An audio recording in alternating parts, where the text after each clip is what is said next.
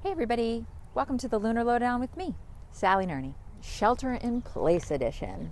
This is the lowdown for the new moon of April 22nd, where we have the sun and the moon together in the early degrees of Aries, the first constellation in the wheel of the zodiac. Also there, Uranus, a planet of deep change, innovation, and wildness. And this whole bundle is square to our good friends Saturn, Pluto, and Jupiter. We are at a new beginning. That much is obvious. Culturally, planetarily, and in the northern hemisphere, seasonally. When I entered into meditation, I saw a lot of variations and tempting new ways to gather the information. And while I generally embrace novelty, I stuck to the tried and true methods because I didn't feel confident enough to try these new ways yet. And what I got from that is that as we're moving forward into a new world, into new life, we're each going to be asked to discern this for ourselves. What tried and true methods and habits are important to keep steady in our life? And where is there radical innovation, fresh ideas, new things? Where do those need to come into play? So as we discern between the old and the new, either way, our best methods align us and attune us to the best of what lives in Aries, this quality of purity, fresh air, new beginnings, inspiration. As we step into the constellation of Aries, we are aligned physically with the primordial impulse to become.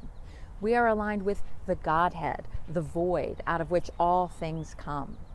All potential, all possibility just rolling around invisibly inside the nothingness. This is Aries. This is the Ram. Raw potential, exciting. This energy of Aries also invokes the Fool card from the tarot. This archetype of stepping out into the unknown. In faith, yes. In trust, yes. But also, the Fool is prepared because he carries the implements indicative of his integrated wisdom in his satchel. The sword of truth, the rod of uprightness, the chalice of compassion, and the shield of prudence. This character is a resource now. Meditating with him, journeying with him, great idea now. Within these sparkling, bright energies of Aries, the Ram, it may all seem crystal clear. It may all seem self-evident. You may have a beam of light that just shows you what's next. Yet, there's often a yet, we are by necessity still tied to the past, still tied to the puzzles that must be solved on the material level, the real puzzles regarding moving around in public safely, the real puzzles laid bare of the unsustainable and overconsumptive cycles that are so deeply embedded in our culture, our modern way of life, and the real grief and loss.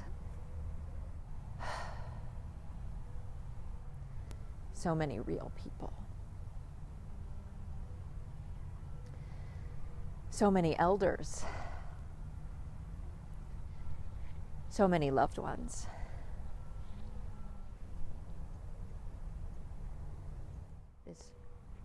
These waves of emotion to be experienced, felt, integrated. In other words, we are still tied to the cold, hard facts of reality, despite this new paint box of popping possibilities that is opening behind the sun's radiance now. So what do? Well, speaking in general terms, when we take the time to commune with spiritual forces, they change us personally. We don't need to approach with an agenda, a goal, an outcome. We simply show up and commune.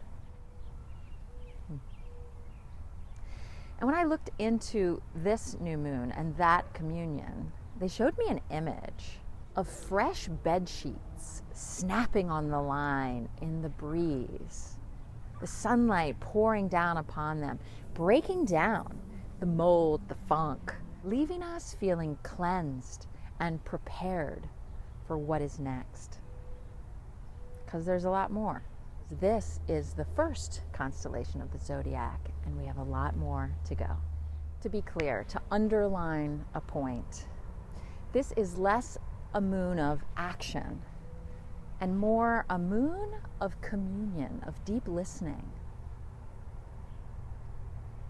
This is a moon of heart opening to the optimism of the infinite. This is a moon of opening to the divine spiritual presence of life. I